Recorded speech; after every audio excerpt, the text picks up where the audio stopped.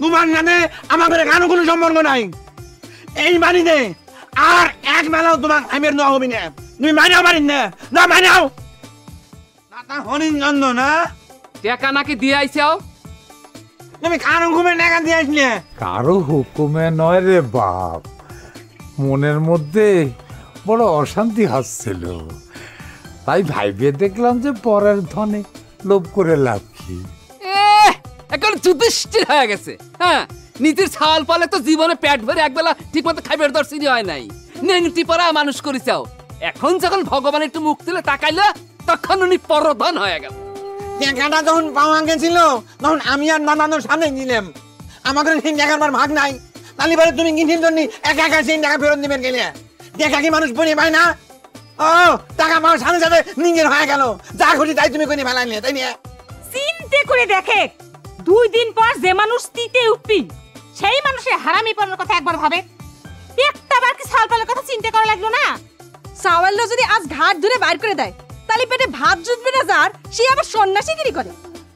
ঠিক আছে, তুমি যখন আমাকে বন্দিত করে যাও, তোমার সাথে আমাদের কারো কোনো সম্পর্ক নাই। এই বাড়িতে আর এক বেলাও তোমার আমি আর নেওয়া হবি না। তুমি মানাও পারিস না, না মানাও।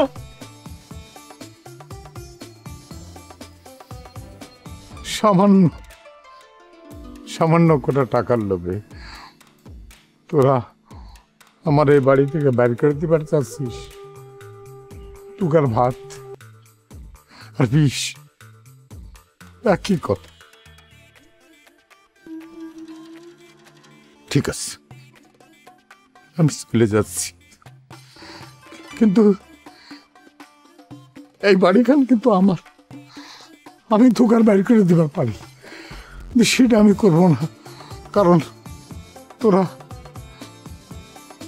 আমার সন্তান। যাবার আগে আমি আশীর্বাদ করে যাই, তোকার সন্তান যেন তো করে এইভাবে বাইর করে না দেয়।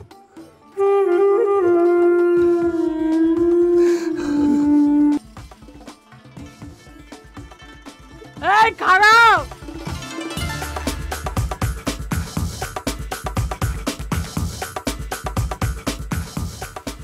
এই বুড়েছি আমাকে একলা ফালাই তুই কানে যাচ্ছু?